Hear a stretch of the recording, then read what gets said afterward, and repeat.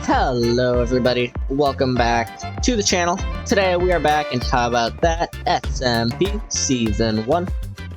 And well, as you saw from that brief intro, I cleaned out this whole area here because today we are going to be doing a lot of landscaping and finally building that ginormous cherry tree right in the center here.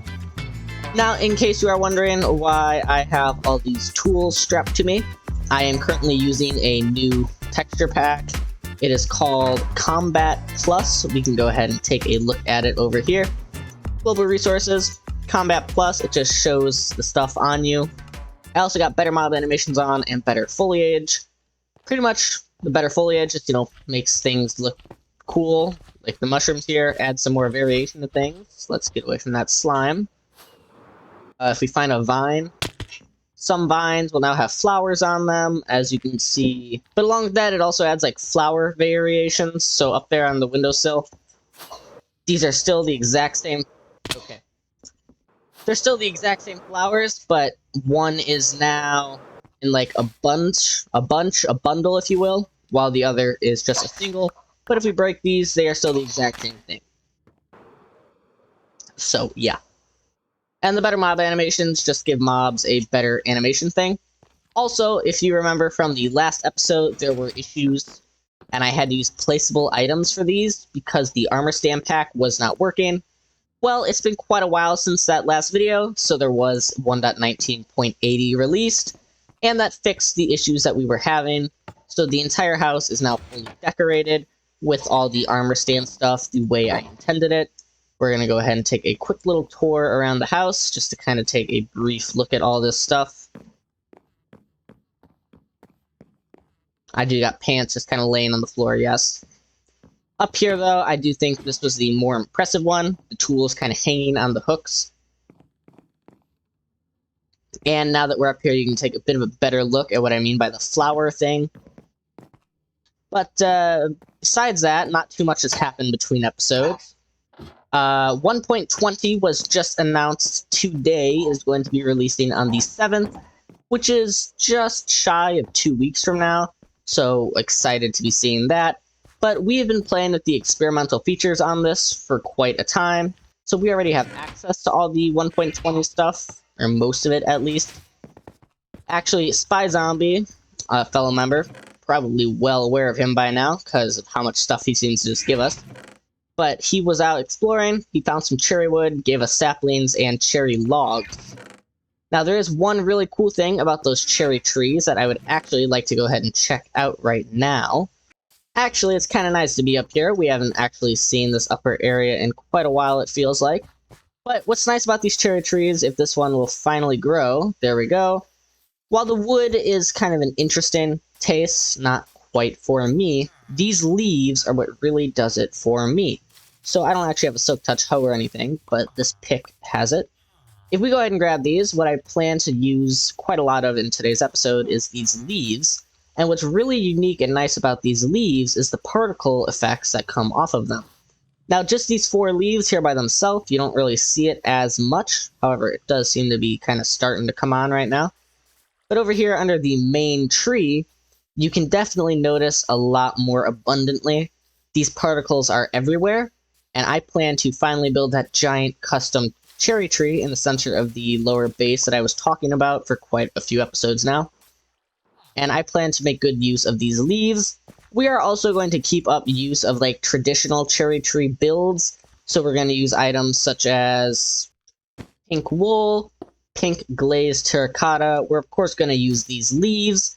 And I've occasionally seen people use things like pink concrete powder. There's the pink concrete powder.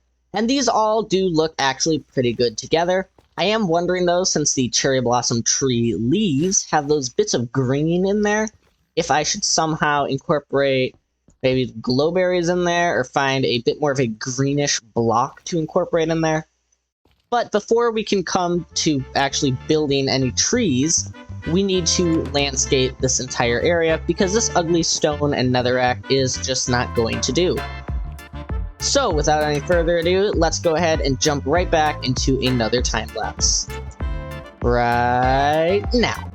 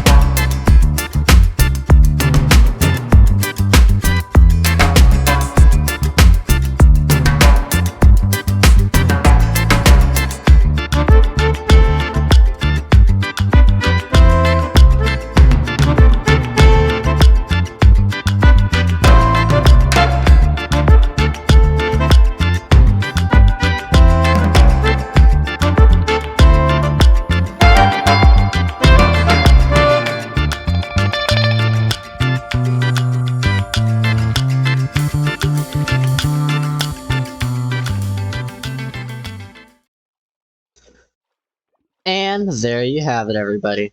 Axolotls are now in the pond, and the entirety of this base area is now fully decorated. Now, when I say entirety, I know there's probably going to be some people that are like, it's not entirely decorated. This entire area behind your house is still undecorated, and all this area up here is still undecorated. And to those of you, all I have to say is, I know that. But this area behind the house, I have big plans for, a lot of fun ideas, but those are so big and going to be so much trouble, that's going to be its own episode. Besides, we still have more to do in this episode. But before we get to that, let's just take a brief look at what we have already done. First of all, there's these nice little lampposts around. I really like them. They're really basic, but they look really good, nice and clean. Also, with all the terraining, I have stuck to just a red and blue flower kind of design. Not necessarily sure why, but I really like it, and I feel like the red mushrooms kind of boost that design choice. We went ahead and changed the retaining wall kind of thing. It is now made of spruce stripped logs for the pillar parts, and spruce, jungle, and oak planks for the wall, all covered in a layer of spruce, jungle, and oak fence posts, just kind of randomly dotted around to kind of look like things have worn, broken, maybe splinters of the wood, or it was even more enforced than just a sheet of wood at some point, and these fence posts were kind of binding all of it together, but they've broken and fallen apart over time. I've also tried to add this effect where the spruce is on the bottom and the oak is on the top, just kind of layering how the color is. So maybe it looks like, I don't know, somehow water hit it. I know you wouldn't be getting rain down here, but maybe water hit it or something, and it's just been trickling down and wearing away at the wood over time, and that's why the bottom is still nice and dark while the top is very light and like run down. Also, I did go ahead and make these two mini azalea trees. Before anyone says anything, if they do look wonky, I know I'm not entirely happy with them. I am trying. The issue is normally, I feel like the oak tree would have to be a bit larger, but due to the area, I didn't want to make it much larger, but I didn't want it to make it small enough to the point where it was just being built out of like fence posts. I'm probably going to tweak them a bit in between episodes. I'm still not overly happy with them, but I think they work. Also, I'm not realizing I might want to add a path that goes to the geode, because this is now where we have our nether portal being stored. I think it looks very nice. Previously, it was just like floating in the air right there, so this is a much better position for it. Plus, when you're just walking by, that pop of purple from that like cave entrance, it looks really good. It looks very overgrown. I'm very happy with how it came out. But yeah, I might want to add a pathway to connect that to the rest of the base walkways. Now when you come down here, it's a lot of the same stuff. These two pillars in the back, these are full moss right now, and I'm not really sure that I like them that way. Previously, they were just like a diorite stone mess, so I wasn't happy with them that way either.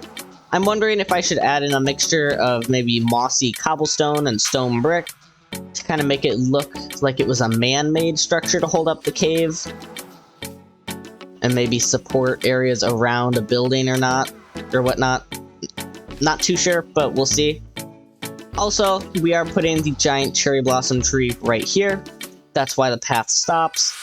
It is going to ideally wrap around it, give access to other buildings that I'm going to put in this area, and maybe cart vendors, kind of stuff like that, just fill out the area around. I'm going to go ahead and now collect all the resources for this tree.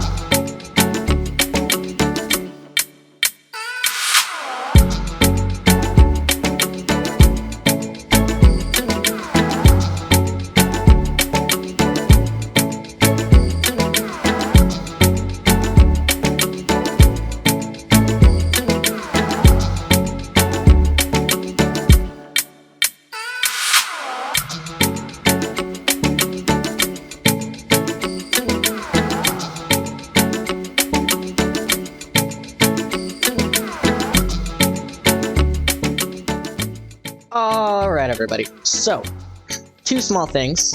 First of all, I decided to add a path going up into our geode nether portal area because I decided that it wasn't too intrusive, and realistically it makes sense. It's a really cool little cave, and with the nether portal being there, it just kind of made sense to have a path. Now, as of number 2, I have gathered all the resources we need to go ahead and start building this tree. A whole bunch of wood, all the leaves, a few smaller bits and bobs. And then in here, we've got the leftover bits, some more pink stuff that's going to be needed in the tree. These are going to be branches, because they actually match really well with the cherry wood. If we just go ahead and grab some as an example, they actually match with it incredibly well. And then the moss is going to be used as scaffolding blocks. We are all ready to go ahead and start building this here tree, so let's go ahead and get right into it.